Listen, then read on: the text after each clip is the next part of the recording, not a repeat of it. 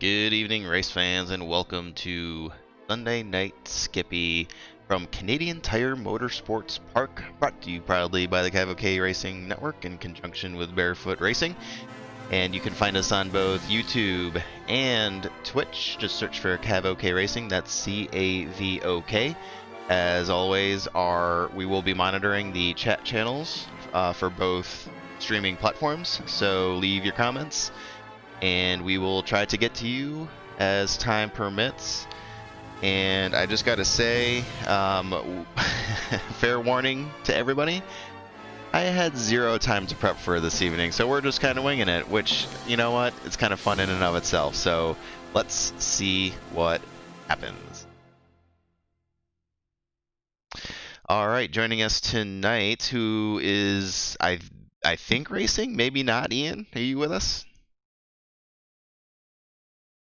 Oh.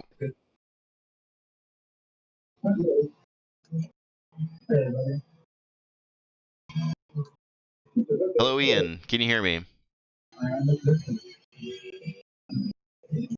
I think Ian might be en route to Mars, so we will give that another shot in a little bit. Okay, well, as we finish up the practice session here, racers have a few minutes left. We'll do one more quick plug for the Sunday Night Skippy Winter Challenge, the first race of which, the Très Petit Le Mans, will be occurring this Saturday, race time 9 p.m. Eastern, and it'll be broadcast by Apex Racing TV, which, of course, I meant to show a link to that, but based on the zero prep time, because I worked all day, we weren't able to do that. So Apex Racing TV, if you just look up that on YouTube, you should be able to find it. I believe they have Twitch channel as well.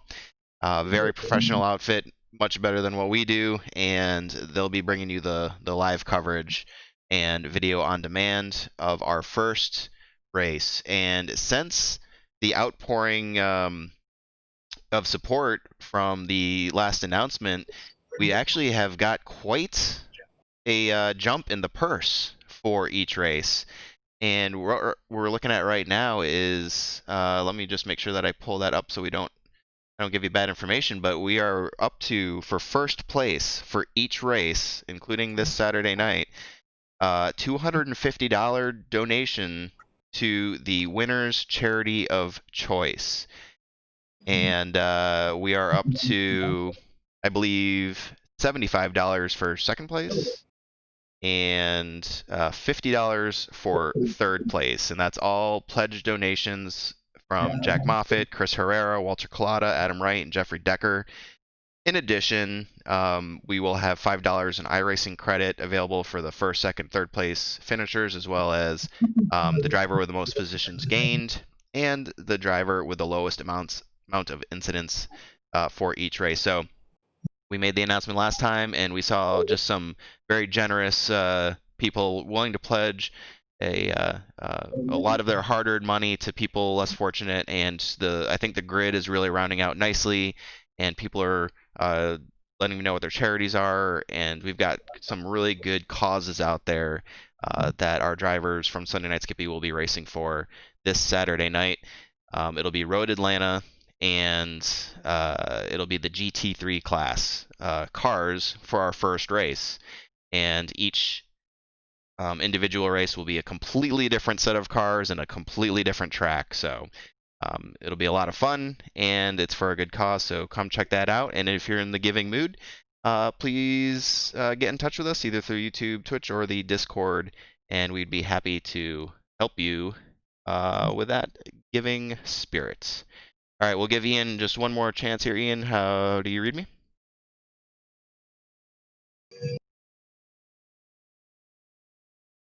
All right, well, we'll let him continue on his spacebound adventure there for a little bit longer. Let's see. We have quite a race for you this evening, and I actually got some track notes from Chris Herrera, things that he's noticed, and actually, you know, they kind of jive with what I've been seeing in the Discord discussions about the track so far. And I think it's going to be a really fun one. It's very draft heavy, as we will show you here in just a second.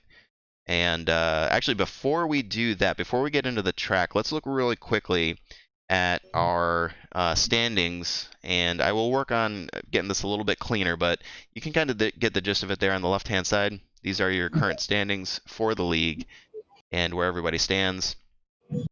And you can see that it's quite, with the points adjustment that we did for Season 4, the amount of points separating first and, I mean, really, you look all the way down there, down to through 10th place. I mean, there's a lot of potential for jumping up, and you can even see that change is from week 2 to week 3.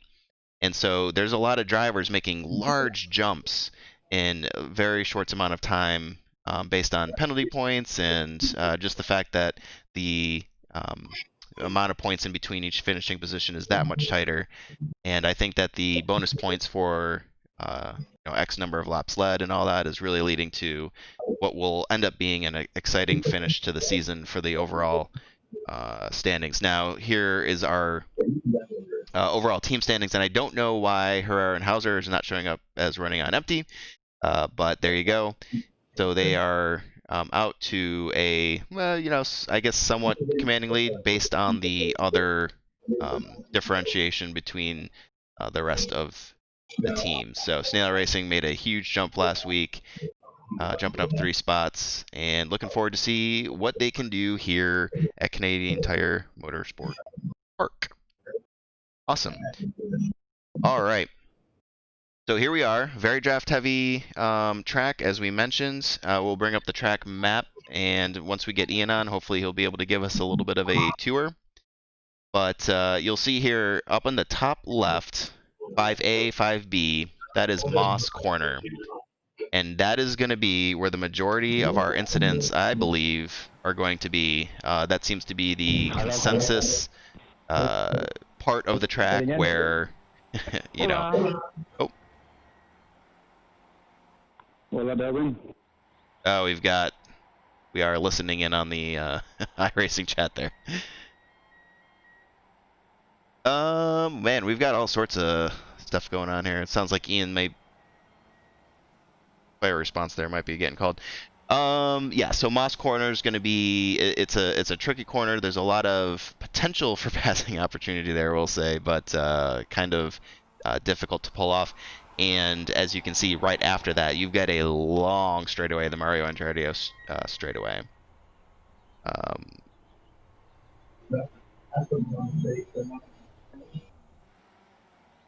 Sorry about that.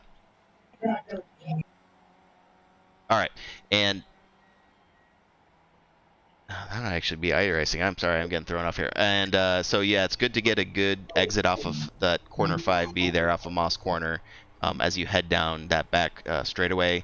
And that's where you're going to see it's going to be very difficult to gain separation, even if you do get a gap on folks through the first half. You will end up getting losing that in the draft, especially on that back straightaway. But even through turns, 1, 2, 2A, 3, those are pretty sweeping, so it's hard to get that separation from the rest of the pack. So what we expect to see, barring incidents, off tracks, accidents, people getting into each other, is all these skippies kind of bunched up throughout the track for the majority of the race. And I do believe we're already over 40 drivers currently getting ready to race this evening. So plenty of opportunities, and it could be anybody's race. This is just one of those tracks where we may see a first-time winner, and I would not be super surprised. So I do have a question. The Sunday Night Skippy League still joinable? And it is, in a sense. Right now we're currently not recruiting, but please join our Discord, and let me bring that information up for you one more time there, so you can get that down.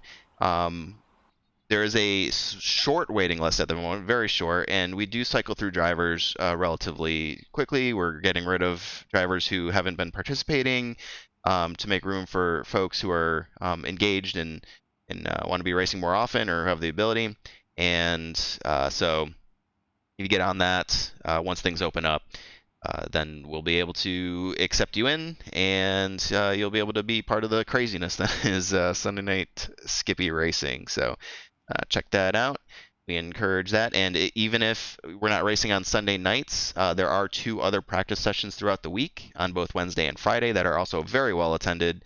And you do get that sense of competition, and you learn a lot. I think a lot of people have really been gaining a lot from those Wednesday and Friday night practices, probably more so even than the Sunday night races. So definitely something to check out. You do not need to technically be a league member to join those. All right. Well, we are starting our. Oops. Keep bringing that up. Here we go. We are starting our qualifying session here, 10 minutes, and we will try to do our best to start bringing in some folks. You can see there Ian, who we still have yet to get a hold of. Let's try one more time. Actually, you know what? We're gonna let Ian do his thing since he's trying to qualify now. I think we've lost our shot at a track tour for the moment. But this will be a closed qualifying session, so for those of you unfamiliar with iRacing and you haven't heard it before, basically all the drivers are out on the track at the same time, but they cannot see each other or interact with each other. They are all out there on their own, and, well, there you go. Cold tires, very tough. On occasion we will do open qualifying, but not as much anymore.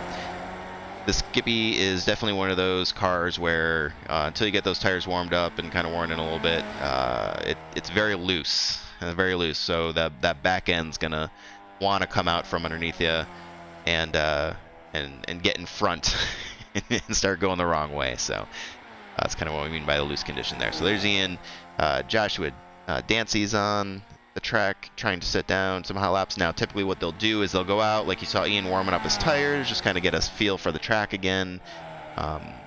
You got the place to yourself, so that is kind of what their focus is for the first lap, maybe 2, and then they're really going to start getting into it and start setting down their hot laps and attempting to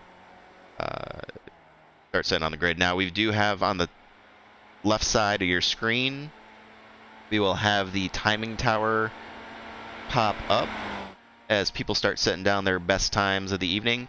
One other thing about qualifying that we've said before, but we'll just remind people again if we have any new viewers, it needs to be a clean lap for qualifying to count, which means you cannot have an off-track incident, which is important. There are track limits, and so you cannot be cutting the course or, of course, hitting anything, which should be obvious, but yeah, you can't gain any advantage by going off the track and trying to cut any corners there, because your lap will not count. Current season champion, I guess, Edwin Viorino is out there as well. One of the faster guys, setting purple sectors there for 1 and 2 at the moment. And actually, while we're doing that, let's bring that track map up so you can see. And he's able to carry those purple sectors out through the entire lap. He currently is sitting on the grid by 0.3 seconds. Yes, that is some sleek looking cars out there for sure. And here's Steve Dewar in the 66. Curious to see what he's able to do this week. Steve's got pace. He just has not had some good luck here in the preceding weeks. He's the new Jason Bice, if you will. But I think I've got high hopes for him going into this week, and maintain just a little bit of luck going into it. I think we're going to see some good things. Steve currently sitting 5th on the grid this early in the qualifying session.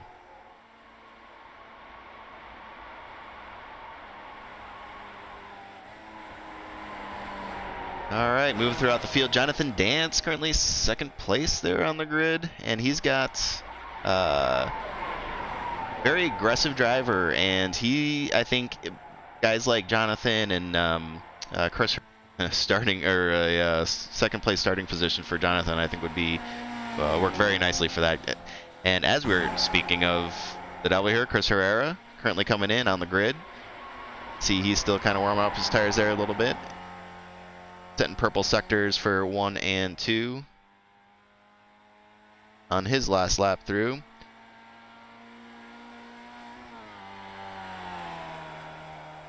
And the aforementioned Jason Bice also out there on the track in that number 21 black and yellow Sunday night Skippy scheme. Jason also finding a lot of speed here very, very recently. So another guy who just needs a couple of dominoes to fall just his way to really bring home a good, solid podium position as Paul Bachler makes his way into the top 2 with a very solid 133.905. So I mentioned before we had some track notes from Chris Herrera, who currently is sitting on the pole. And he mentioned also it's a very draft-heavy track. We just talked about that. That Mario Andretti straight is very long, and it's going to be really tough to gain separation. He puts the draft at 0.9 seconds, meaning if you are 0.9 seconds up to 0.9 seconds behind the person in front of you, you're going to get the benefits of that draft and get basically sucked up right behind them. So if you can maintain no greater than 0.9 seconds of separation leading up to there, you're in a good position to catch back up going down the Mario Andretti straight. Now, on that same note, you get that one driver who starts in the front of the field, who is able to break away. You better make sure you're past that point, because it's going to be really easy for the rest of the pack to catch back up. And that's going to make things really interesting and kind of different from some of the other tracks that you'll see there, a little more technical, where drivers can kind of drive away just a little bit. He was expecting a 133 for the top guys, and potentially breaking down into 132s if the weather was favorable, but that seems to be checking right. Both Chris and Edwin, you can see that the times are pretty close right now, and I think we're in for. You'd like to predict, how the races will go, and we've been talking a lot about it, but based on how tight these qualifying times are and how strong the draft is here, I think there's going to be a lot of potential for incidents. There's going to be a lot of skippies going for the same spot at the same time. So these drivers are going to have to be very patient and understand that to try to survive to get through to the very end, because none of this is any good if you're crashing out. So there we go. Those were some track notes for Chris Herrera.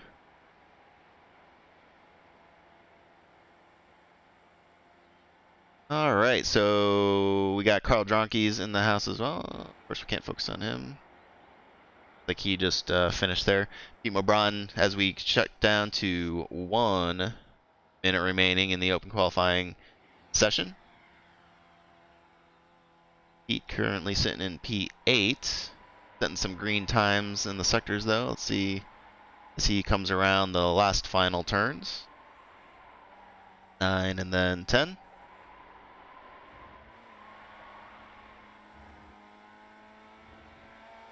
Will that be enough? It'll be enough for 4th place on the grid, and that'll be the end of Pete Mobron's. Oh no, wait. I think he will get to finish since crossed before the time there. So we'll see him get one more. Jeffrey Decker sitting in P8.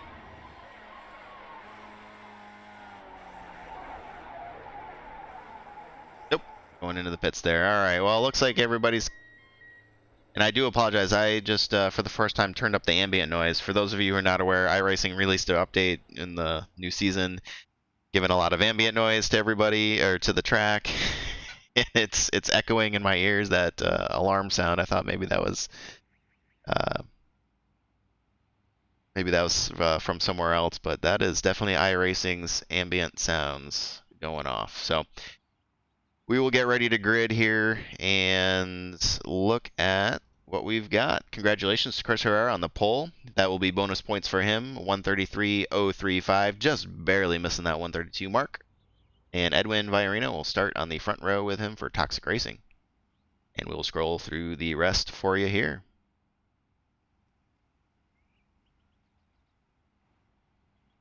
As we do that, we'll try one more time for Ian. Ian, do you got a good copy?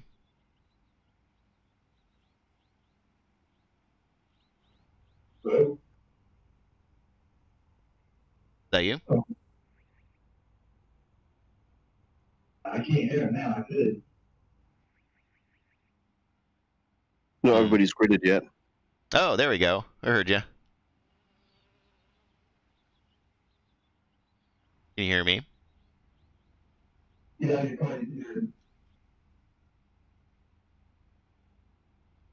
We want you to race hard and everything, but you're driving back on the end where there's just no way you can make the phone. It's just not caught up with the stuff. Too much of a lot of that over the last couple of weeks. Another thing with blue flags, we started getting people that, there's a race going on behind them. They're getting the blue flags. They're letting a couple of the cars through, and then they're going through the apex slower than normal. Or they don't let the entire pack through. That's actually racing for position. Let them through. Let them get through. You can tuck in behind them, get that draft, and go through again. Don't let two cars go and then and the third car that's in that same lead pack. That third car might be back a little, and that be 7 pack, but they're in the draft. You cut down into that and go super slow to the corner, you just let them drop out and not going to go with the group in front.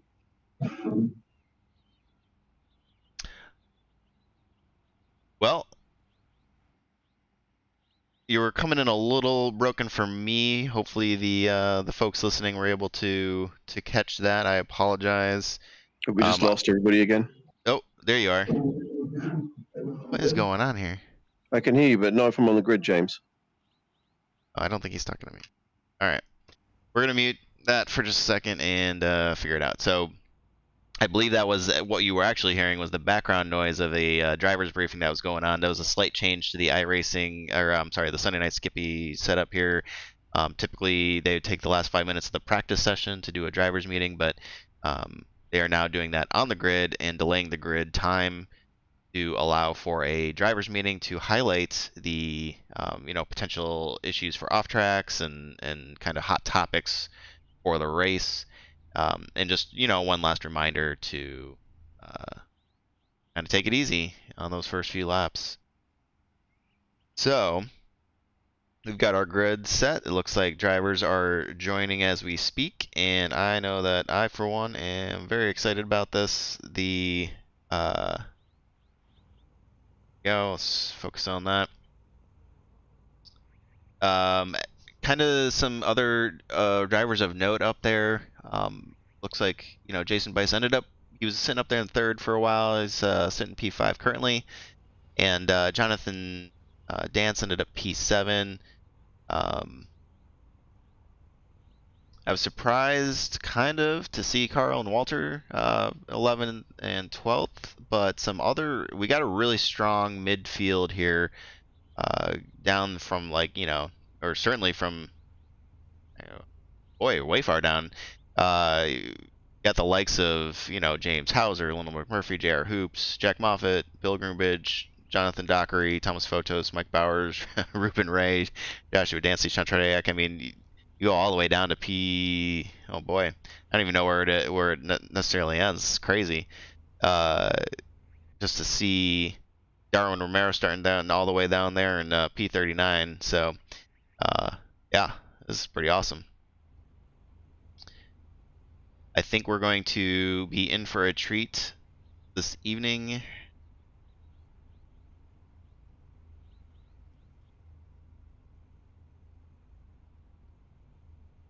We will have to adjust the broadcast a little bit here, I think. I was not prepared for the the new driver's briefing location, so I've got nothing for you. I think I burned through all my good stuff here.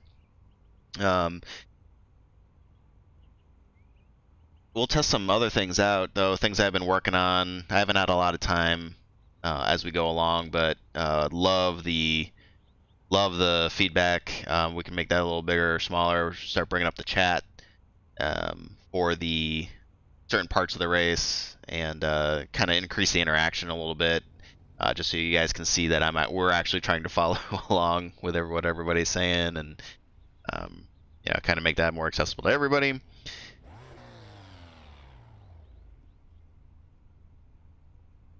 Yeah, it is a little sleepy. I think maybe I should save I should have saved the Canadian national anthem for this part, because it's very tough to know exactly how long their driver's meeting is going to take.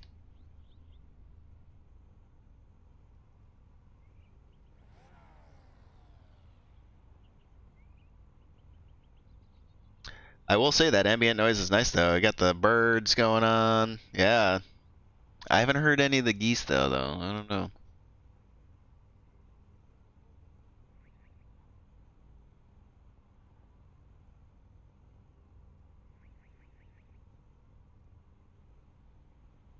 All right, let's see. We'll start bringing up. Oops, why do I keep bringing that one up? Here we go. Here's your race information for the evening. We're going to go with interval tonight. I'm feeling interval, not gap. So this is going to show you the distance between each individual car, not necessarily between each car and the leader. That'll be nice. And yeah, we'll go from there. I guess while we're talking here, I'd like to thank Jack Moffat for the opening and closing music, for to Adam Wright for the uh, Google Earth animation. And we didn't get one today necessarily. I didn't find an old one, but Jake Ashe normally does our start finish line cameras. And so you can tell this is a broadcast for the league, by the league. Everybody kind of, pitches in here and there, try to make it a little better each time.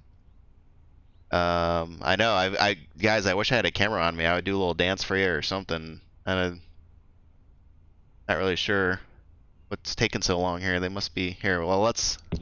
This is happening later in the opening lap, and it gets pretty bad at Moss, and we had a lot of incidents last season at Moss, so just be mindful going there. Can I make one recommendation coming through Moss, speaking about blue flag etiquette? I think we should set an expectation. If you're attempting to yield through Moss, please stay to the left. Staying to the right is incredibly dangerous. I saw many lethal results of folks with good intentions, and it just being impossible to get through when you're still rolling around the inside there. Yeah, really good point. And in fact, to take that a step further, try to avoid yielding in Moss at all, if at all possible. Go really wide and long before Moss if you can, so that traffic coming through can take their regular turn in and get through it. Because there are several quick lines through Moss. There's not just one fast line through there. So you might go way offline to let somebody through, but that might be somebody else's preferred line. So if you can at all, avoid yielding inside Moss. But if you do, like Pete said, go as wide as possible. People on the grid didn't hear what Pete said, but yeah.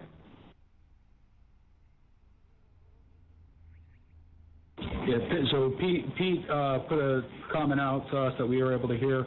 If you're going into Moss, which is the 180, at least the back stretch, if you are yielding to faster traffic, the slower traffic should stay far left through that entire corner. If you try to stay down right, you end up parking in the apex for someone normally, and you normally end up having contact. So, talk about, say, hey, I'm staying left, the other cars can go a little bit slower, stay right, and get through there cleanly. So just be careful with that.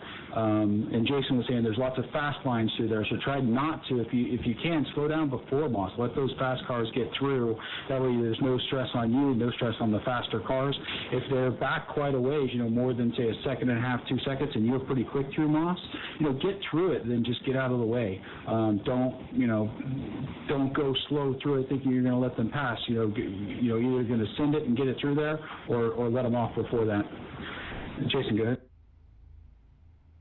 All right, I think that's it. So, James, are you ready for a 1-minute countdown? Yep, I'm good. I'll hop in. All right, folks. Well, you heard it there first. Our sneak peek. I don't know why I didn't think of that earlier. Listen in on the drivers meeting. Probably a lot more interesting than listening to me stall, but yeah, I can stall with the best of them. So there you go. All right. Well, you heard them talking about Moss, which is exactly what we were talking about earlier, for the really big potential issues there. I'll bring that up one more time. You can see it's kind of on the opposite end of the track there, the top left, for those of you who are unfamiliar with the track layout, and it's the turn, that kind of double turn right before the Mario Andretti straightaway. That's the one they were kind of warning everybody about. That's the one where we would expect to see the most incidents and shenanigans, for lack of a better word. All right. We got the 1 minute countdown. We are getting ready to go. I think everybody is ready for this to finally get rolling. The 687 of Chris Herrera will take the field down. That first stretch and into turn 1. 41 cars of Sunday Night Skippy on their way.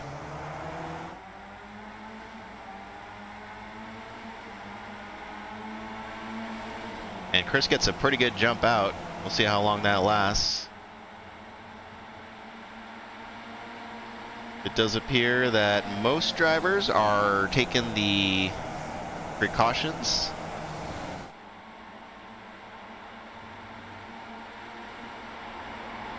Oh, we do have a spin. Adam Wright around.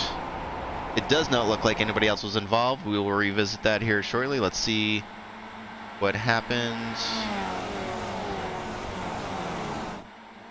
with the 87 of Adam Wright here.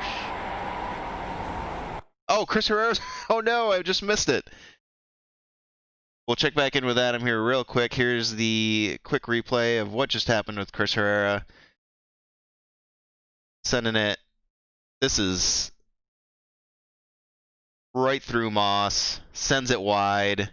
So he's going to have some catching up to do, though he is able to save it, gets back on track relatively quickly and easily. But we do have other cars off track there. We'll go back live. Maybe. There we go. All right, so that's going to put Pete Mobrotin in the front and Paul Bachler in second place. Ian Worrell showing as the leader because he had to tow back. And let's see if we can't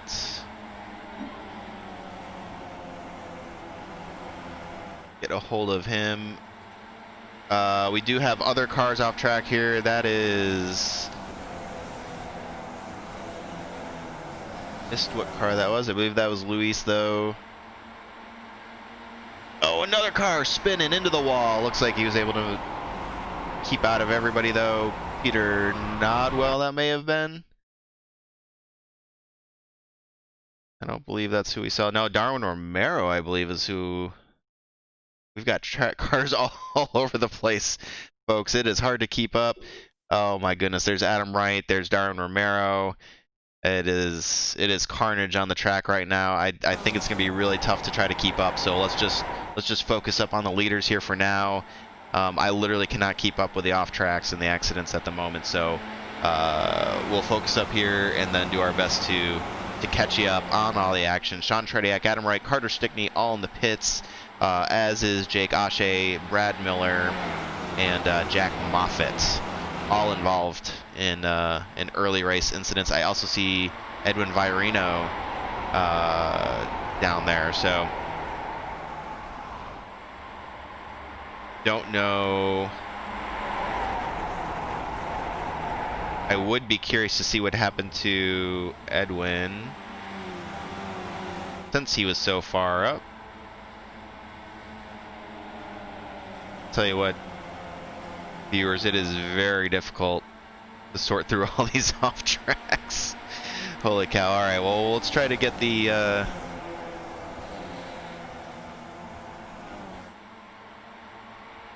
you can see here now we've settled out a little bit, but as we kind of predicted, even with all these incidents, we still got 9 cars in that lead pack, which is a lot more than we're used to seeing. And even then, Walter Collada and James Hauser aren't that far back, although they are trying to catch up. They are just out of range. Oh, somebody lost a nose cone going through Moss, but they are now within that draft pack. So now the front pack is going to consist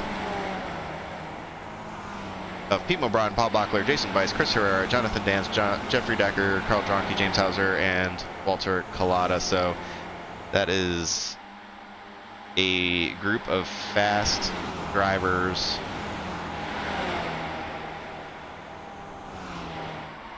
And Walter's going to take it to wide. Can he make it stick?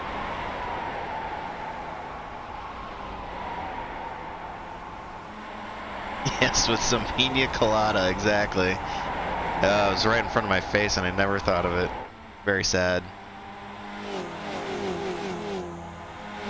Let's ride on board with Walter as he tries to make the inside move going into turn 1, thinks better of it, backs it out.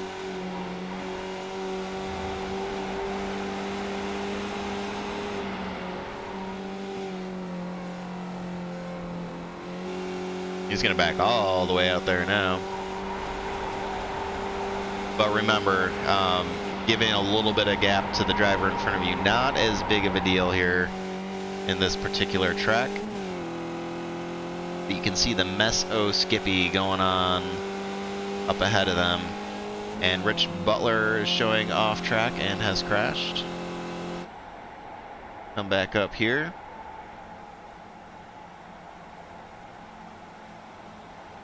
Robert Longatano, Rich Butler, both on pit road.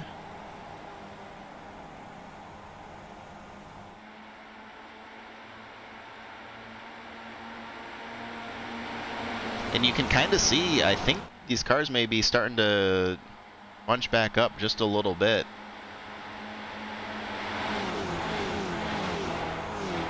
We do have some pretty good racing here a little further back. This is Mike Bowers, Joshua Dancy, Jeff Torbeck. All showing some speed and battling for that 14th position.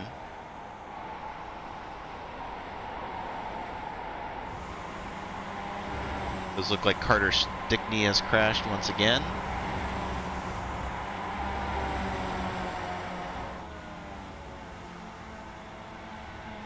And looks like the 87 of Adam Wright letting some cars by. A little further up, we've got Jonathan Dockery and Thomas Fotos locked in a battle for P12. And they're looking forward there at Aaron Law, fellow Canadian, in P11. So they're not that far. They're not far off from Aaron. Maybe trying to leapfrog back up there to P10. Of course, we've got a little further back Scott Dorkins looking up at Peter Nodwell in the 73 car. Scott Dorkins currently up 9 positions, but as I look here, I can't believe I missed this before. Sammy Bridges, who's 2 spots ahead of him in P17, up 17 spots. He is currently our big gainer for the race. Nice job to Sammy Bridges.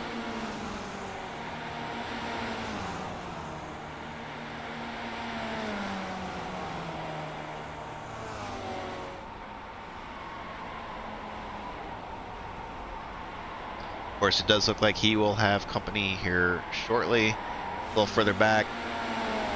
And Andrew Cole, probably one of the last people that I have yet to fix their name, and I apologize, Andrew. I am working on it. He's looking up at Kent Kirkendall and R. Scott Bell for P25. Andrew himself up 10 spots.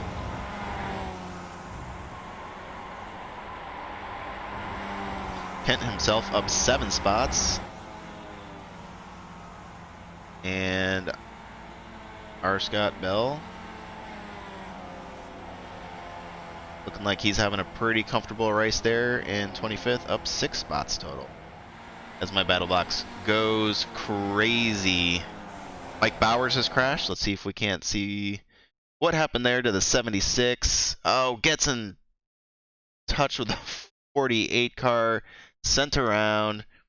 Let's see if the 42 is able to avoid him. Not so much. 42 gets collected as well. The 76 without much of his car left. And that is not good news for Mike Bowers, who's off track again. This is live.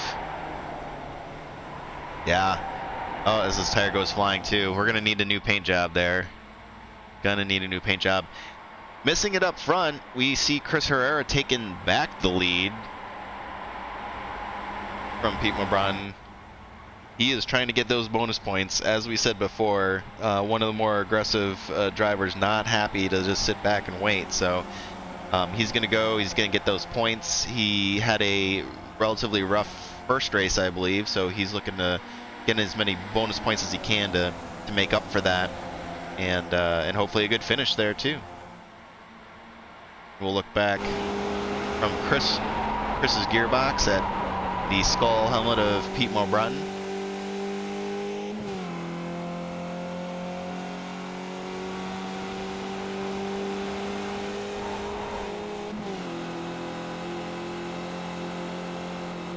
And we'll bring up the track map here. You can see the lead cars are just about to are heading through Moss right now.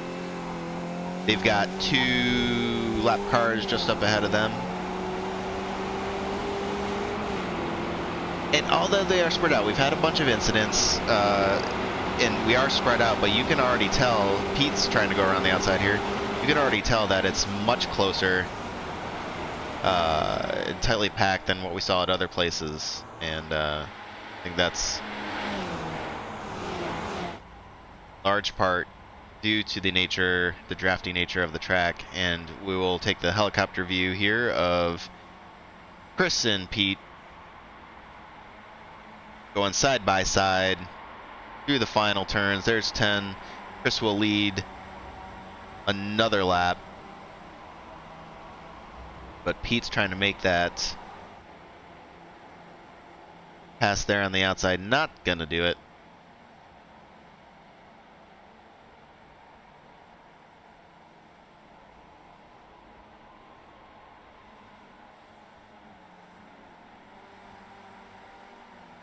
Let's take a look. This is a view that I've always liked. The gearbox, the nose, the front wing. You can really get a sense for how close these drivers get to each other. And I always try to impress on the non-iRacers out there just how difficult it is just to run these lap times that they're running in general, and then you throw another car in there inches away from you. And you just got to respect the consistency, the practice, the discipline that all of these drivers put in, all of them, from P1 to P40. And you can see here Pete's making his move on the outside, using that Mario Andretti straight, using that draft. They're going to go side by side one more time.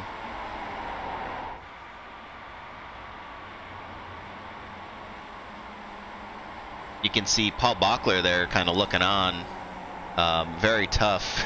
He's got to be patient at this point. You got the 2 drivers ahead of you just kind of going side by side through most of these turns. Not much you can do, unfortunately for him at the moment, unless one of them makes a mistake. We'll ride along here with Paul.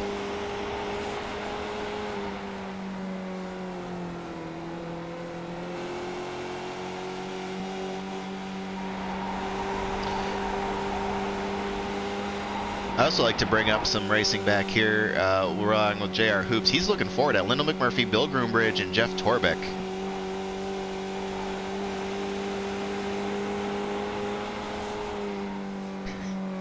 Yes, exactly. Practice is discipline. Practice is hard work. You know what? It doesn't matter what the discipline is, or the medium, I should say. It's you want to be good in something, you got to put in the work. and I think we're seeing that on display here. I think throughout the field here too. I mean, you just see these guys are also putting down laps faster than I could, and not letting anything phase them. Bear Hoops has worked his way into a good enough gap. He's watching now Lyndall McMurphy passing Jeff Torbeck on the inside in the Mario Andretti stretch, and it looks like JR is going to take his chance too from Jeff.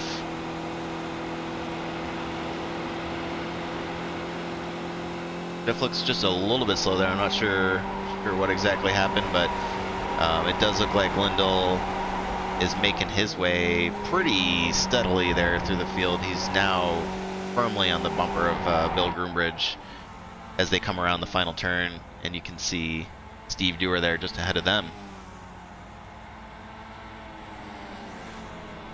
All good stuff, ladies and gentlemen. A little further up here, we mentioned before, there is the 901 of Aaron Law, Jonathan Dockery right behind him, and Thomas Fotos doing battle for P11. That top eight has really just set themselves apart from the rest of the field, and then kind of gapped everybody else for the moment. Now, the one wrinkle that we have in the Sunday Night Skippy League that you will not find in the public races is the forced pit stop. It is a 40-minute race, but the fuel is limited. You cannot fill the fuel tank, and that's going to force these drivers to make a pit stop at some point. And it's up to them when. There is going to be a window. Typically what we see is somewhere between 18 and 22 minutes on the clock. Kind of depends on the track, but that's where you'll start seeing the pit strategy come into play. And you can gain and lose seconds just as easily as you can on the track, going into pit road, coming out of pit road, how much fuel you take. And as Team Running on Empty will tell you, you got to pick right. and some other folks too. And man, this front pack right here is getting a little bit itchy here. I'm not sure if they're satisfied with just letting Chris run up there all unopposed for the moment. Yeah, Edwin, we missed what happened to you, man. I don't. So yeah, Viva Edwin, but holy cow, I didn't see anything, any off track.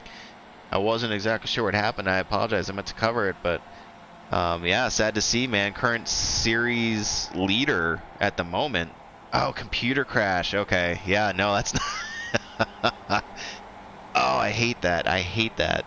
I hate that for you, man. That's well, hopefully with the new standings, you won't lose out on too many points there overall, and you'll still be in the hunt. We got drop weeks and all that, so I think you gotta still in a pretty good spot. So sad to see that, man. I hate it when it's a technical glitch. That's never fun. Definitely like to see it play out on the track instead, but I will say I don't think anybody out there racing right now is super sad that that you're not there. That's very selfish.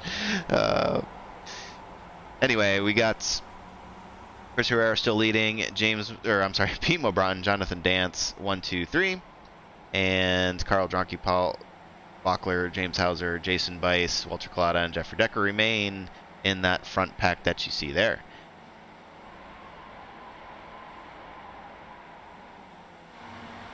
I don't know why that camera angle is so bad. We'll stray away from that one. And that's really it. Ruben Ray in for a pit stop. I believe that should be scheduled. That's the very beginning of the pit window in my opinion, but there you go. Ruben Ray maybe trying to do a little bit of an undercut there.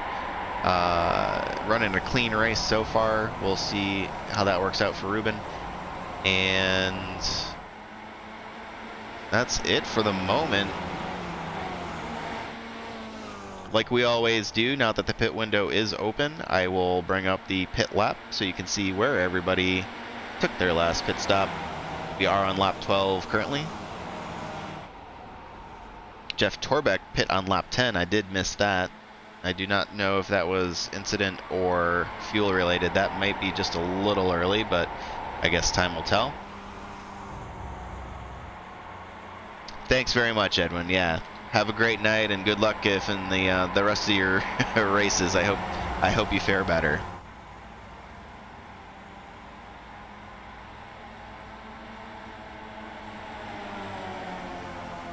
You can see on the intervals here, we do have some races tightening up. You can see JR Hoops making room or ground on Bill Groombridge here. Tried to look past, did not make it. You can see Adam Wright taking his fast repair and able to hook back up here with the 404, or I'm sorry,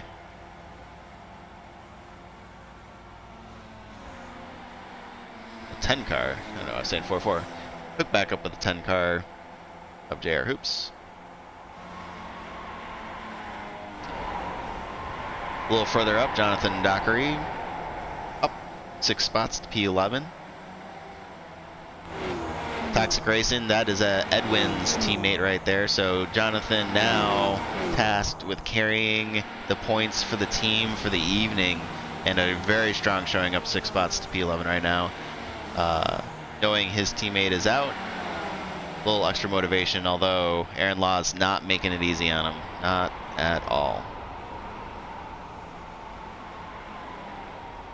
Robert Longitano's in the pits. Pete Mulbron making his way to the pits. Carl Dronke makes his way out front.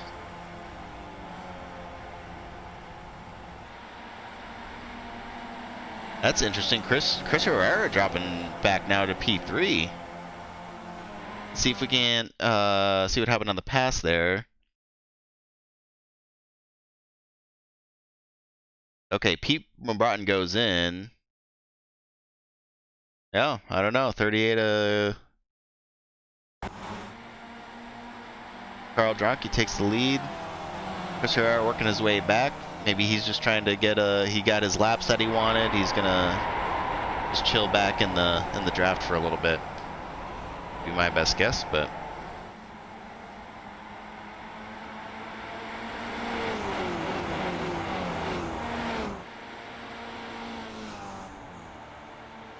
so pit strategy starting to play a factor here tonight. As you can see, O'Brien and Decker, Dockery, Law in Nodwell.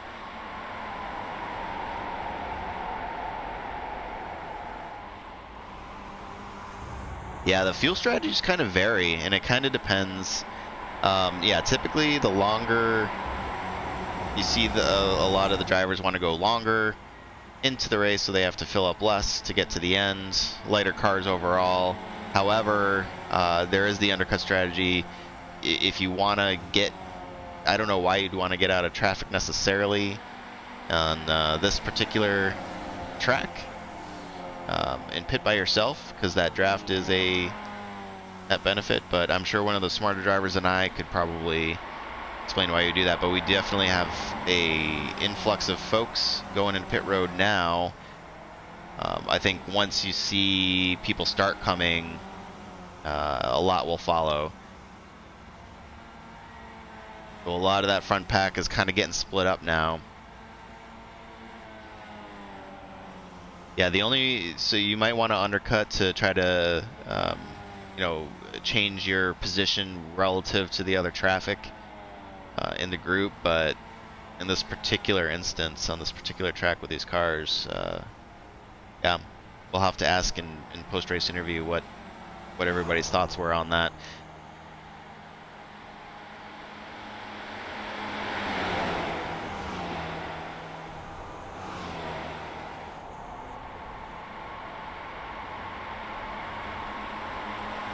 And the other thing to note is they will not be changing tires. That's a bad idea, as we saw that you're typically cold or slower and way more loose on those cold tires, new tires. So you want to avoid that.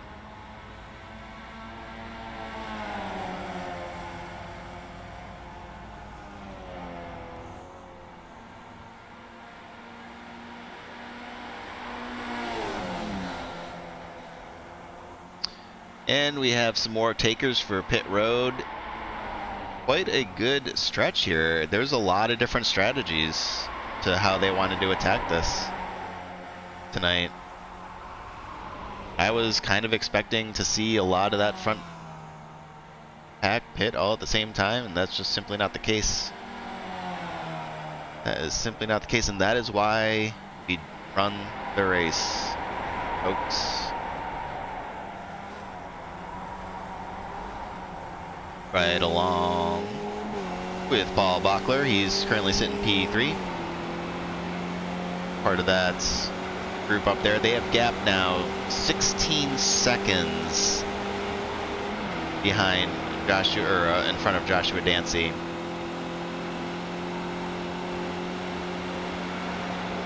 You can see all that. Actually, let's bring up the gap while we're doing this. You can see Pete Mobron currently 30 seconds behind the leader, Chris Herrera. And here you go. Chris is bringing it in. You can see them trying to maximize.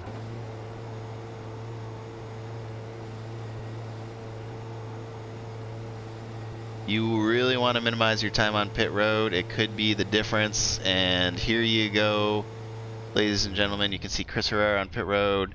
And let's tune in now then with Pete Mobron and Jason Weiss, actually. The leaders here. We'll see what happens when they come around the final turn there.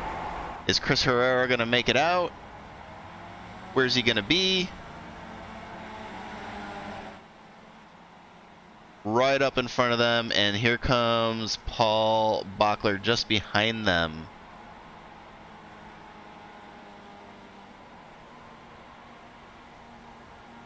So we've got two people ahead, P1 and P2. Jonathan Dance, Scott Dorkins have not hit yet.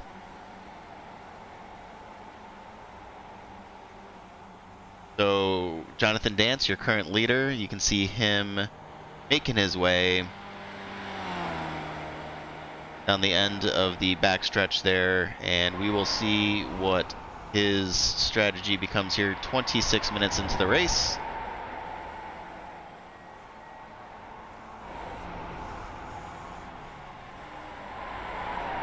And there you go, Jonathan Dance coming in. He is now on pit road. Your current leader as it stands is Jonathan. Let's look back here. Chris Herrera currently leading the field, though. He will be coming down the final couple turns. Where will Jonathan Dance make his way out of pit road? Is he moving yet? I don't see him moving. Jonathan Dance is moving. Here they come around the final turn. And Jonathan Dance will make his way into P1, but does he have the momentum? Are they just going to blow right by him? No! He's able to maintain.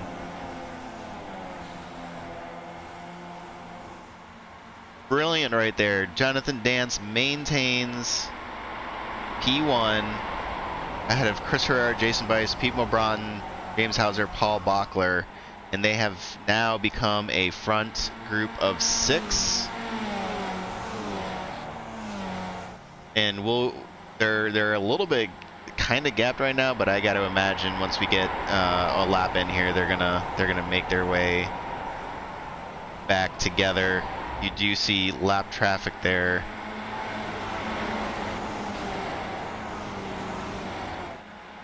Ahead of Jonathan as the 186 of Sean Trediak. So Jonathan's able to get a good draft on Sean actually at the moment. Although Chris is going to send it 3 wide. Sean backs out. Jonathan doesn't. And that, ladies and gentlemen, is your lick the stamp and send it move of the race.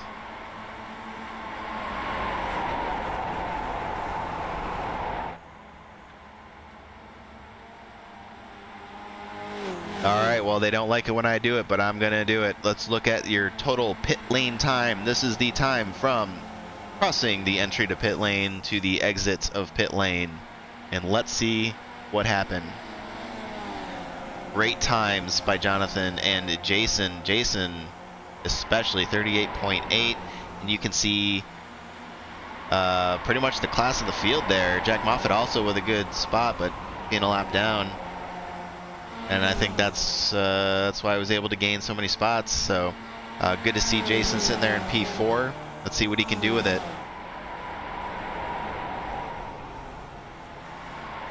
Jason hanging on to the back of that group. They are starting to, oh man, just a little bit. Oh, that James off the track. So that's going to put him behind Paul Bachler now, and no momentum going down the backstretch there. So he's got his work cut out for him. And we'll look back here. I think I missed my click. Scott Dorkins, Peter Nodwell doing battle for P14. And as we're talking over here, I missed it. Jonathan Dance passes Chris Herrera for first. Pete Mobron and Jason Bice remains in P4. Paul Bachler now all on his lonesome, just a little further back, and you can see lap traffic side by side ahead of the leaders, or soon to be lap traffic. They're not lap traffic just yet. Says the 419, Ken Kirkendall. As the leaders make their way by him, and Robert Longatano will be next, trying to do his best, stay on that lead lap. It's going to be tough though. They've got a strong draft up there. Robert not going down without a fight.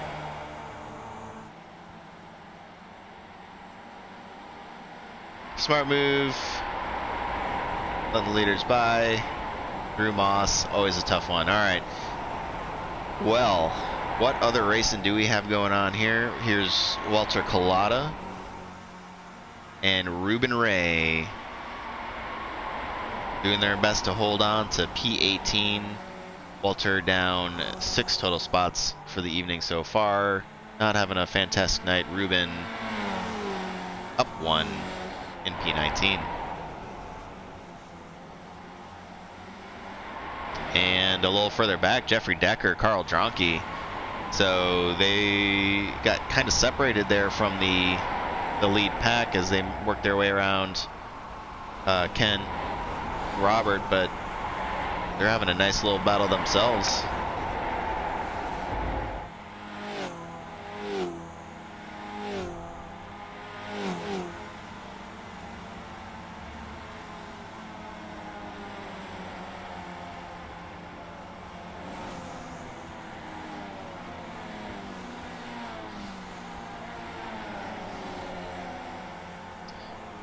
Alright, back up front, Pete Mobron has now taken the lead away. Chris Herrera second, Jonathan Dance third, Jason Bice chilling in the back. Let's ride along with Jason Bice. He's got a pretty good view of this lead pack race that's going on.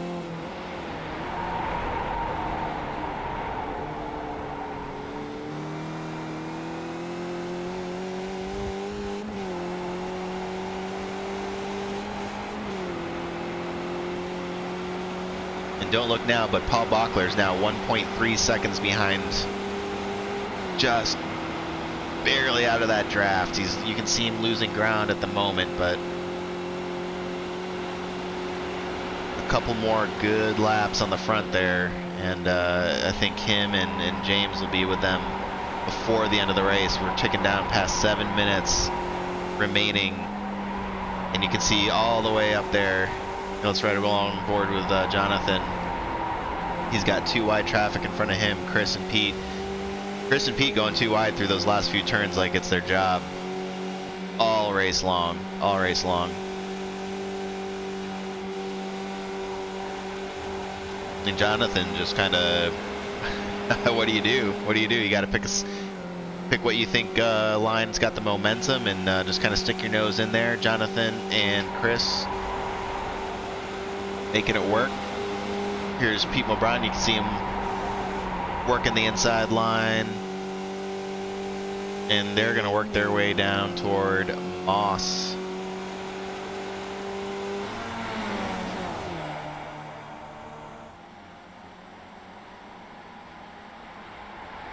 And there you go, Paul Bachler making contact. That front group, Chris Herrera loses it, gets into Pete. Pete loses his nose cone. And he is just limping. Looks like his left rear wheel might also be done, and he's gonna call it a day. That shakes the field up. Chris Herrera still out front. Do not see any visible damage there, but that's gonna leave Jonathan Dance and Paul Bachler now passing Jason Bice and James Hauser. I think that the entire incident kind of just got everybody to back off just a little bit, but it does look like Jason and James are going to be able to make contact once again with this front group of 3. If I were a betting man, and that's going to make the battle for the end here extra special as we tick down past 5 minutes. Let's check back in and further back in the field. We got Jonathan Dockery and Thomas Fotos doing battle P10 position, and further back, people we haven't had too much time to talk about today: Jeff Torbeck, JR Hoops, Bill Groombridge, 1, 2, 3 here for 19, 20, 21 positions. Probably not what any of them wanted for tonight. Jeff up 3 spots total, but the others down 5 points for JR and Bill Groombridge. So each position counts for the drivers back here, trying to work their way back up. And now we've got, speaking of Jonathan Dockery, we were just looking in with him, but he's got Aaron Law kind of dead to rights here.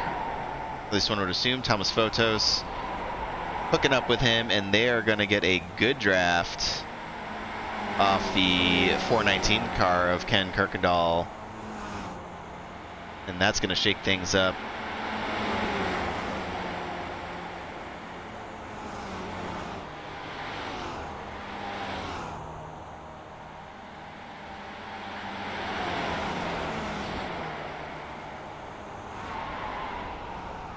Jonathan looking a little bit on inside. Not quite able to make it stick, and that's going to leave Thomas Fotos right on his tail as we look back and tick down closer to 3 minutes remaining. And yes, agreed. Yeah, that was it didn't look like much of a contact. Pete, though, unable to continue, and Chris seemingly unaffected, and that's the way the Skippy crumbles, as you so eloquently put. Some days you're the windshield, some days you're the bug. Great battle going on back here. Fantastic. Thomas trying to, oh man, he wanted that, but had to lift off just a little bit. We'll see what they can do through Moss, and then we'll get back up with the leaders here as we come down to last final laps.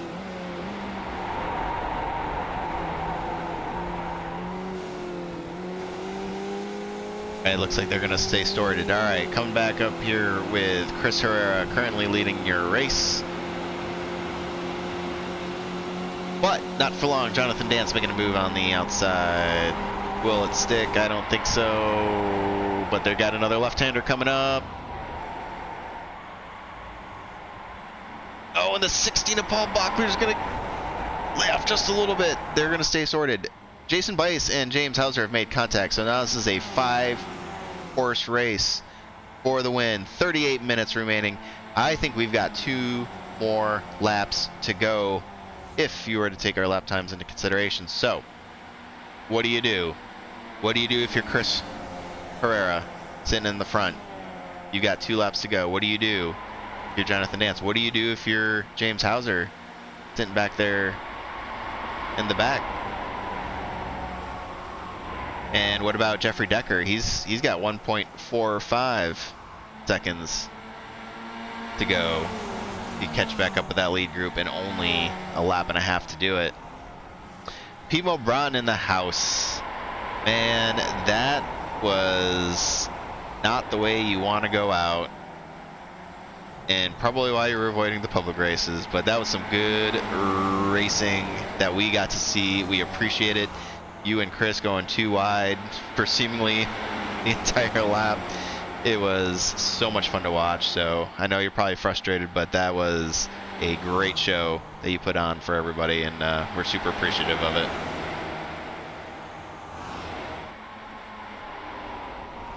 And they're going too wide. Man, Jonathan's really trying to make that inside line or outside line work and make it stick to get the preferable line for the next turn, but it's just not working out. And here we come down to the white flag. White flag, folks. Chris Herrera, Jonathan Dance, Paul Bachler, Jason Weiss, James Hauser are your top 5. And this is the race. Paul Bachler's going to get into Jason Weiss. Can he save it? Paul's done. Chris is still in the lead. Jonathan's looking. It doesn't look like Jason Weiss is all worse for the wear, although time will tell. I do not see any visible damage. That is good to see. Back up here with the lead. Chris Herrera gaining just a little bit of a gap on Jonathan for the moment.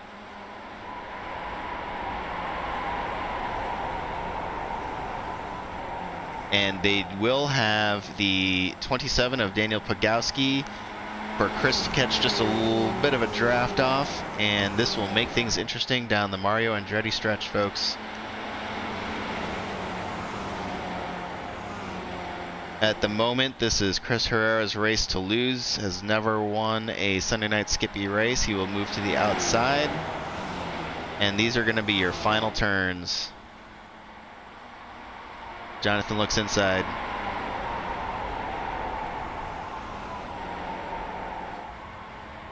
And it does not look like he's going to have anything for Chris Herrera, who will come across the line as your race winner. Jonathan Dance, James Hauser, Jason Weiss, Jeffrey Decker, Luis Baboni. Oh, all the way back here. Sorry, that must have been a back marker. There you go. Carl Dronke. Aaron Laws coming around the final turn there with Thomas Photos. Good finish by those guys. Joshua Dancy coming in P10. Peter Nodwell P11. Lyndall McMurphy and Steve Dewar up 13 spots. Peter Nodwell up 14. Oh, I'm sorry, Steve is up 12. Peter's up 14. Steve is up 12.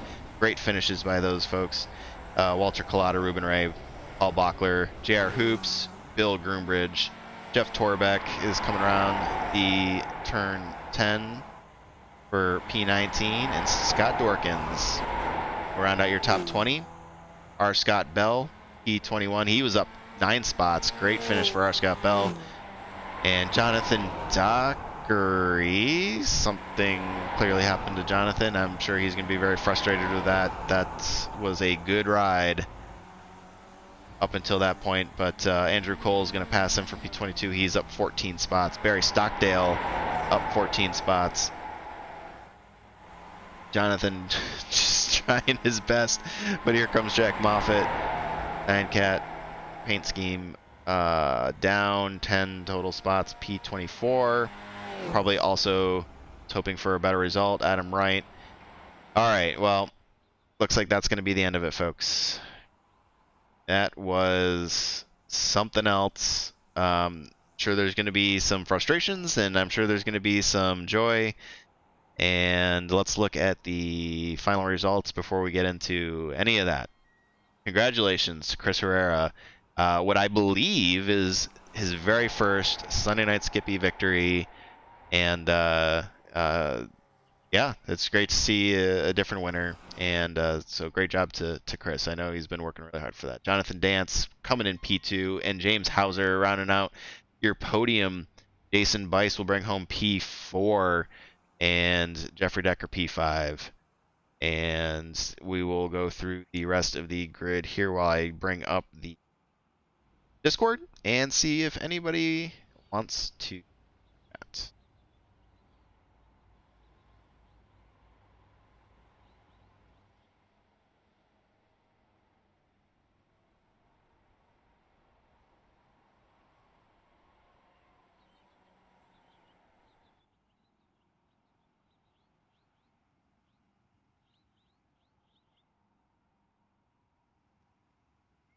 All right, well, let's start with P2, Jonathan Dance, who had a really fantastic pit stop strategy. Came out of the pit stops in P1, I believe, unless I'm remembering that wrong. But really great battle there right at the end, and just didn't quite have enough for him on that last lap after the contact there between Chris and Pete. Man, talk us through what you saw. Well, on that contact, I don't know. I think Pete got a little loose and just headed towards the corner, towards the apex. Like yeah, it was just all unintentional. But yeah, it was a great race. Chris was just really able to hold me off through those last couple corners. It was just unbelievable. So yeah, I just sent him a message at the end of the race just saying he was unpassable.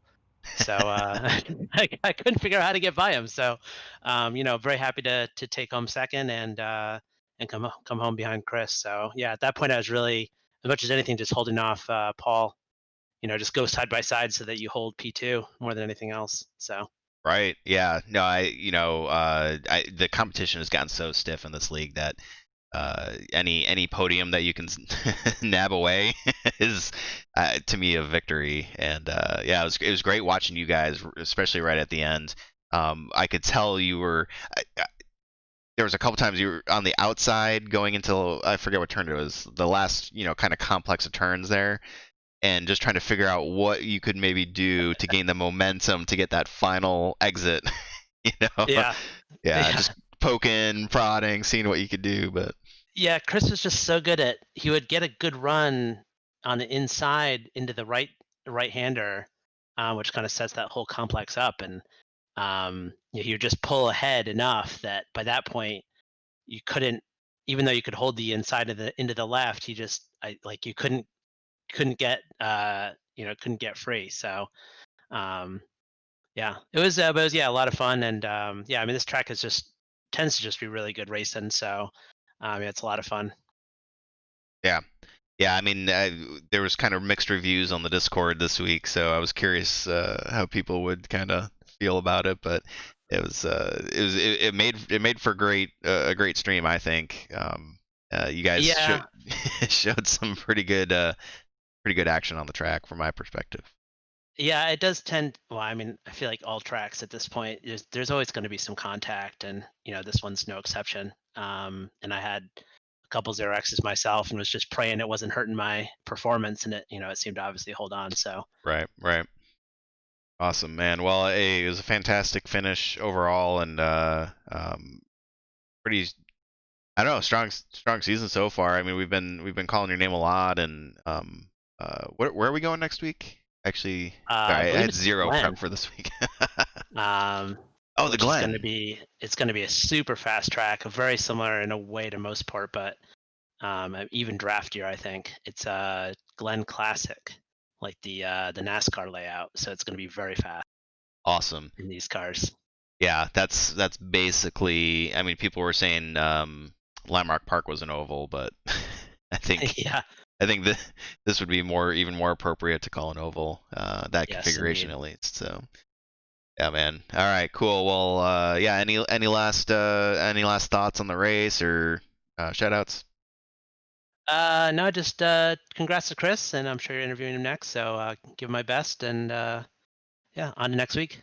Awesome, man. Well, congratulations, and we look forward to seeing what you can do with the draft at Watkins Glen. Yeah. All right. See ya. All right. See ya. Very good. All right. Let's bring in Jonathan Dockery, and I was trying to look through.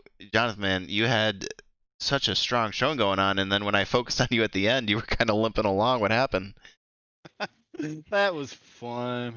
Okay, all right, that's good. That's a good attitude. What, 17th? There was, I mean, my teammate Edwin apparently had connection issues. He dropped out 2 or 3 times. Had to reconnect. And then I know my buddy Bill, he spun into turn 1, I think. And there were 2 or 3 other spins and wrecks, and I ended up running with Aaron Law and Thomas Photos 10th, 11th, and 12th for most of the race. And it was fun. I mean, I was 10th for a while, and we pitted, and I came out a second ahead of Aaron. I think it was 1.4 seconds, and I was like, I think I have enough. and I checked with crew chief, and crew chief was like, I had a minute extra fuel, so I tried to fuel save for a few laps, and then I checked with crew chief again, and he was like, I had 3 minutes of fuel extra, and I was like, I can race now. I passed Aaron, and I was 9th or 10th, and then I checked back in a couple minutes later, and he's like, gonna be short. And I knew then that I had to start saving, and I ended up half a lap short. Oh So. man, is that what? Oh no. I So think that- I would have had a top 10. I mean, I can't really complain. I'm still not as fast as what I want to be, and I know what the problem is. I just can't fix it. Sure. Hoping to fix it, but cold tires and me don't get along. Qualifying and early race is a problem, but mid to late race, I'm plenty quick. Yeah, So, yeah. it was Well, a lot of fun. I think a lot of people are willing to put this week behind them and look forward to the future, if we're being honest. So, you know, you're Yeah, not I bad. don't really know what happened, but I was talking with Steve after the race, and he was like, Pete was leading, and then something happened, and Pete, I think, got wrecked. But it sucks. But for me, Yeah, it was a lot of fun. I'm looking forward to Watkins Glen because I used to race there in a cup car, so yeah, that should be a blast. yeah. Absolutely. Yeah, one of my favorite tracks, and Edwin's giving you a shout out there on the stream. His teammate. It was kind of a rough week for Toxic Racing, but I got a good Yeah. feeling about next week at the Glen for you guys. I was hoping to work with Edwin this week, but Edwin made a new steering wheel. Like, he made his new steering wheel, so that was kind of cool. So maybe next week we can work on my qualifying, Edwin. Hope. So, but next week will be a lot of fun. Awesome. Yeah, I'll made his definitely own put you steering back in wheel. top 10 there. That's crazy. So, yeah. Oh man. All right. Cool, Hopefully man. next Well, week's the top 10. you were running P11 there for I don't know. Were you ahead of that? Anyway, yeah, we saw you running quite a bit there. You put on quite a good show, and Yeah, me, Aaron, and Thomas were having, I mean, like, Aaron passed me, Thomas passed me. Then me and Aaron battled a lot, and Thomas was being really patient, and us three, it was great. And then there at the end, I tried to save some fuel, and Aaron knew I was trying to save, so he slowed up trying to get me to go around him, and I was not going around him, and Thomas passed us, and then them two had a great fight to the end, so it was a lot of fun. Next week, I will make sure to take an extra lap of fuel, and this won't happen. there you go. There you go. All right, man. Well, congratulations, nonetheless, and I'm glad you had a good time, and I'm looking forward to with the technical issues resolved, what Toxic Racing's got for the league next week, and it's gonna be fun. It's gonna be a very draft heavy race, so I think all bets are off. They say bad things happen in 3, and this is 3 DNS for me. So hopefully next week we finish the complete race. Awesome. So, all right, thanks, Chris. I have good hopes for you guys. Yeah. All right, sounds good, man. Yes, sir. All right, man, that's good. That's good spirits. This track tends to to be able to put people in bad spirits, but that was good to see. Always love talking to Jonathan there. And yeah, I'm gonna make Chris suffer just a little bit more. Jeffrey Decker had a solid race from start to finish. Ended up 3 spots up, so graded 8th. Ended up P5, which is based on the luck some people had, a finish that anybody would want, but at the same time, definitely well earned. So Jeffrey, talk us through what you saw in the race tonight. Yeah, a lot of good respectful racing at the front. I think maybe lap 2, I overreacted a little bit into Moss though, and Carl gave me a little touch behind, but I think he was actually faster missing the nose cone than I was with a little bit of like transmission damage. So that kind of put me on the back foot. But I kind of just tried to stick with that pack and ended up losing concentration, but like right around my pit window. So I kind of said, screw it, let's dive into the pits and look for something better. And it seemed to work out pretty well. Yeah, I'd say so. Did you end up, and I'm not for remembering that, did you end up pitting with other folks at all, or were you just kind of out there on your own? I went wide into turn 2 the lap before. Like I lost just like a touch of concentration trying to hold the draft and then messed up. So I was a little bit behind there, but I think that's when Gotcha. that's the same lap that Pete pitted too. So that's usually a good sign if you're pitting at the same lap with Pete. When Pete's pitting, yeah. Yeah. Sure, yeah. Yeah, that's probably a big sigh of relief there for you. Awesome. Well, that's great, man. This is a tough track, just kind of overall. So mitigating mistakes, I think, was huge and key, and the fact that you were able to overcome that, says a lot about just kind of the mental resolve that goes into it, because it's so easy to just be like, ah, man, I messed up. This is, what what am I gonna do from here? But yeah, you hung on to it, and you ended up E5, which is a fantastic finish, and so it's great to see. Are you looking forward to the draft oval of Watkins Glen, or? Not from everything I've heard from what people have said that have driven it so far. So we'll Okay. see, but I think it's going to be a little chaotic. It's basically like Lime Rock 2.0, a little bit stretched out probably. Sure. Oh man, well, I just want to say again, congratulations on the finish. You got any last thoughts on the race, or shout outs you want to give? No, I guess before Herrera steps in here, I should take some more time just to make him wait, because Yeah. this is his first Sunday night Skippy win. Yeah. If you just, if you got any thoughts, it doesn't even have to be about racing. We can whatever you want. Yeah, I mean, I'm looking into VR headsets now because I don't have room for triples. I want to make sure not to hit anyone in the race. So yeah, little tech talk here. But no, yeah, I guess just my takeaway from this race, and I'll let Chris jump in here, is that I probably could have had a podium without the mistake that I made earlier. And that's something good to know, because it kind of gives me that motivation to try to go for it this season. Podium, a win would be great. So it's been a fun start to the season. Got a lot of weeks to go. I'm looking forward to it. Yeah, man. Well, you've always been one of the drivers that I've had my eye on for having really good pace, so it would not surprise me to see you on the podium very soon. So good luck next week, and congratulations on the P5. Yeah, we'll see you then.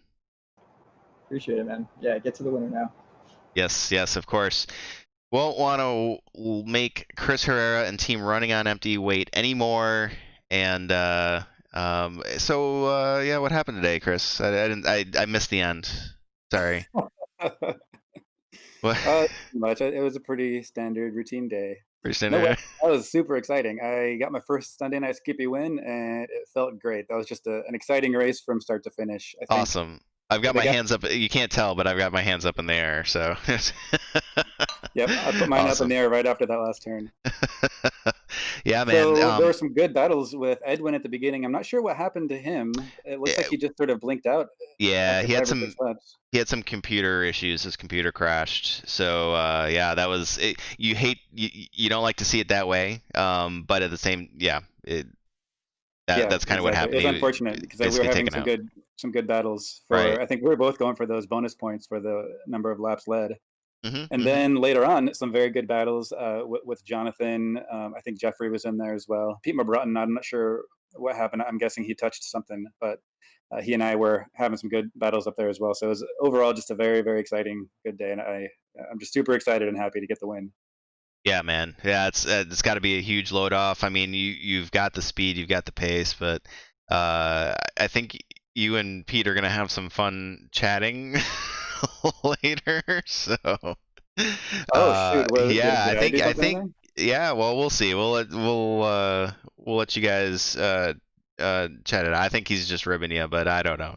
But anyway, we got don't let it take away from the win is great. Congratulations. Obviously joking about, we were very excited to see you guys put on a lot of good racing. You and Edwin, you and Pete, you and Jonathan, like your battles, it wasn't handed to you, I guess is what I say. You had a lot of fast drivers throughout the race who were willing to give you the what on trying to pass you. So I was talking with Jeffrey Decker just now, and I was telling him how with the update to the bonus point structure, there's incentive to win every single lap.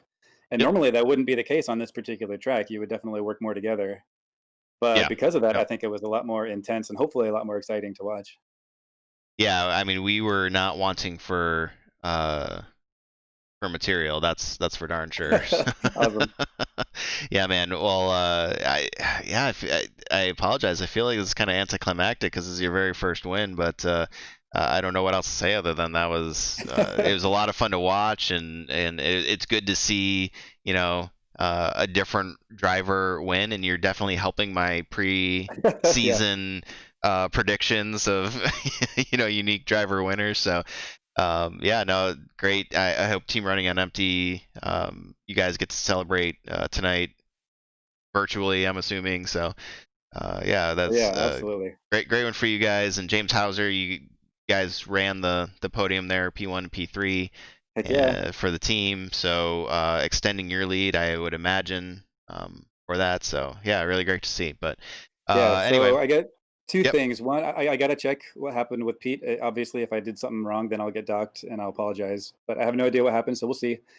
Second of all, I am looking, and it looks like I got the fastest lap as well, along with quite a few number of laps led. So I think I might be getting a nice hefty little bonus at the end of this. So let me bring that up. Actually, I meant to incorporate this, but you didn't catch the beginning of the broadcast. I worked all day. I did not have time to really prep anything. So let's bring up.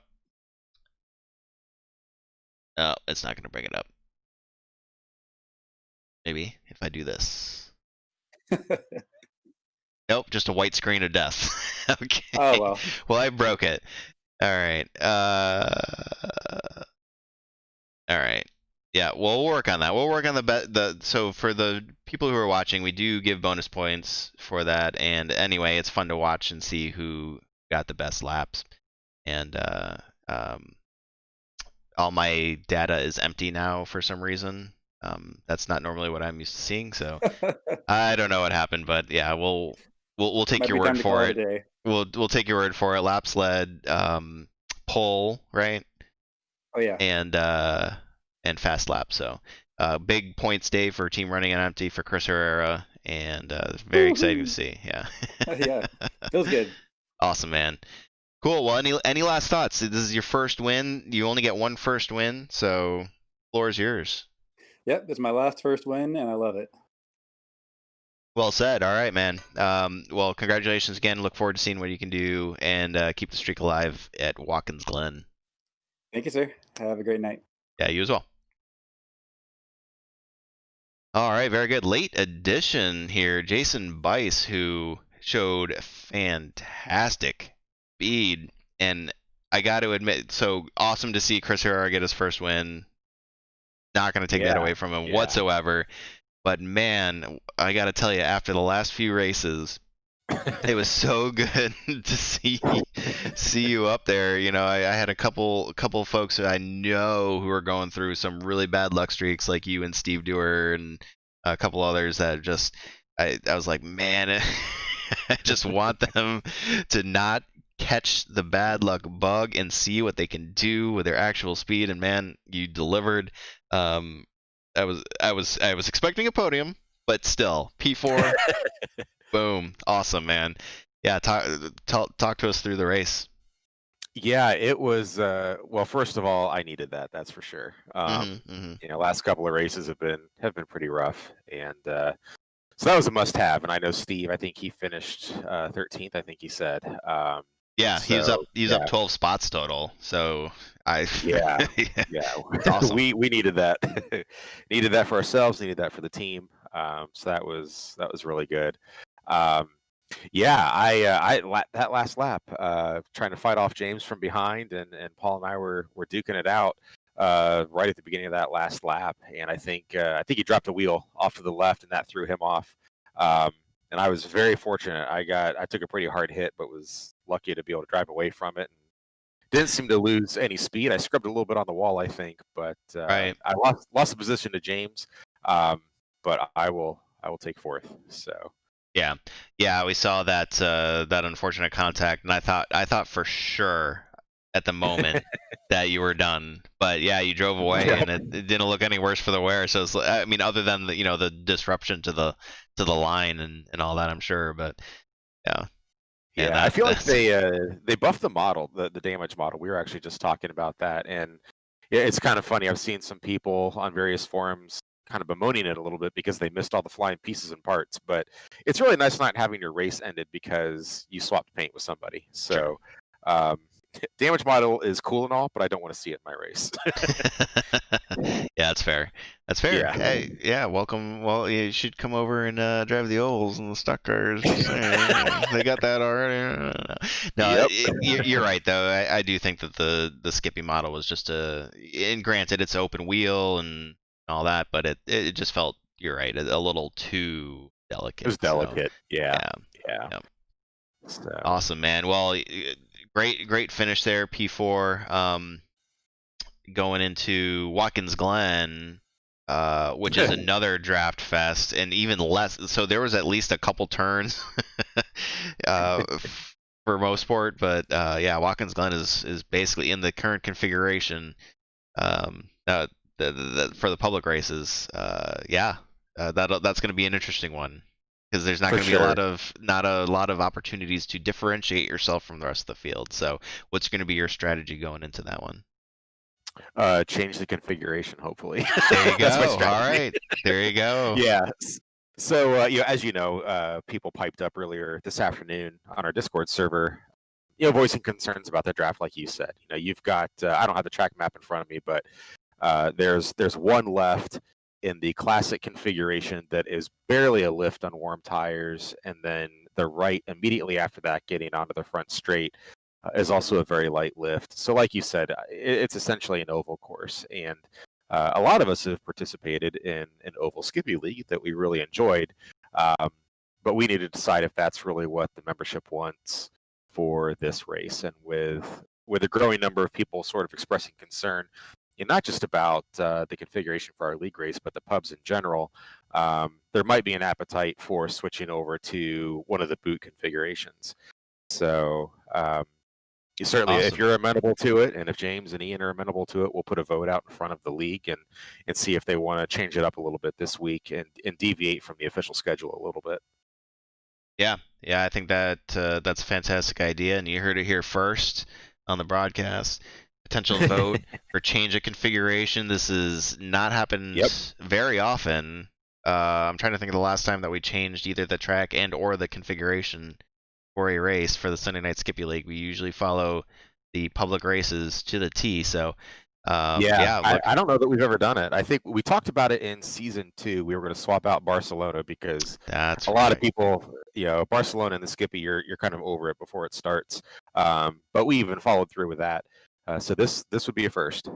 There you go.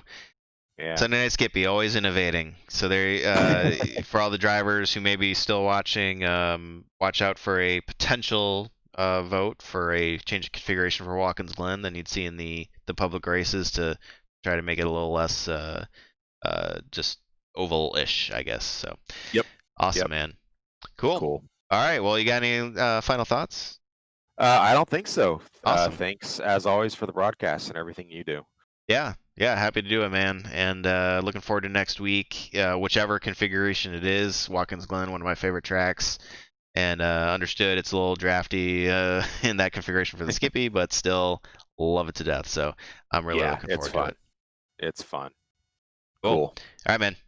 We'll see you take it easy. In a week. Actually, I will segue this. I will let you go, but I will not see you in 1 week. I will see you on Saturday. Yes, the Winter Challenge. I assume that has been properly hyped. The Winter Challenge hopefully has been properly hyped. I mentioned it in the beginning of the broadcast, and I will not hesitate to advertise it as much as possible. I do apologize I did not have the prep time to get the Apex Racing TV information for you up on the broadcast, but just please Google it.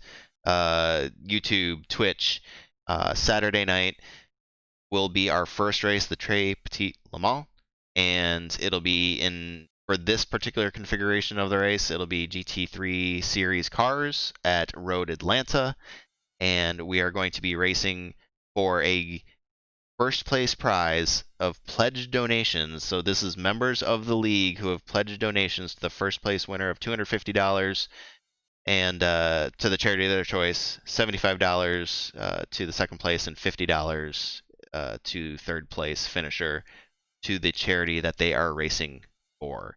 And we were really excited. I think we're going to have over 30 people on the grid if the registration holds true.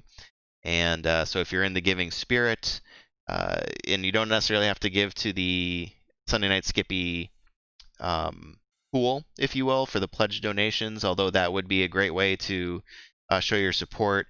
We will be advertising the chosen charities of all the driver's choices, so that if there's a particular cause in in specific that you feel compelled to give to, or a driver that you want to support specifically, then that'll be another way that you can show your support for the Sunday Night Skippy Winter Challenge for charity. And so we're excited to do that just as drivers and as human beings, and hopefully it can bring some good to the world and some some pretty trying times.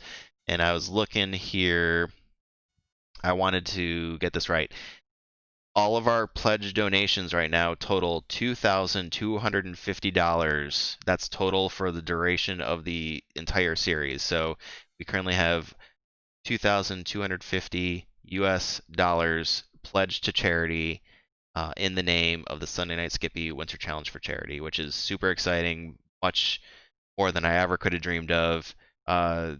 Special thanks to the specifically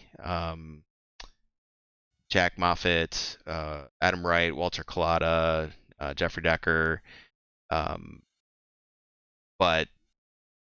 this kind of took off. We started as just a fun little thing to do, and special thanks to Jack Moffat for making it a charity event, because I think I look back on that and wonder why I didn't think of that first, because it's just so awesome. And regardless, though, my guess is anybody listening probably doesn't realize this. Certainly, props to Jack Moffat who kicked that off. But you've single-handedly put this together in what, 3 weeks? Around there. It's remarkable how quickly this came together and how quickly you got buy-in from a massive portion of the league, over half. So to pull it together that quickly, and to coordinate all the practice sessions you've been putting up, coordinating the fundraising and all of that, it's just incredible. So. Well, I appreciate it, man. So first of all, I missed one. Chris Herrera donated a huge amount and pledged a huge amount, so I left him out of that first initial list, and I hate to do that because he's got a big heart, and I want to make sure that I recognize him. But the other thing that I want to say about that was I think that just speaks more to the league, because you can put it out there all day long, but if people don't care, don't want to be a part of it, then they won't be. And I just think that. Just something else to think about when you're sitting here watching the league, watching the races, all that. It's these are the caliber of people that you're watching. They're human beings as well, and they want to do good things for others. So I think that just adds another layer to everything we watch on Sunday nights. Yeah. Good to see. Yeah. Cool. For sure. All right, well, I had some technical issues with Ian, so we're not going to unfortunately get his thoughts, which are usually the best of the night and the highlight of, at least my highlight of the broadcast. But I think if you're good with it, we'll just say goodnight to everybody. And it's been a long, at least for me, it's been a long weekend. So I'll bet. Hope everybody enjoyed it, and apologize for all the shenanigans. And it was great racing. Looking forward to Watkins Glen. Looking forward to the Winter Challenge, and we'll see everybody a week from. Have a good night, Chris. Thanks. You too, man. Bye bye.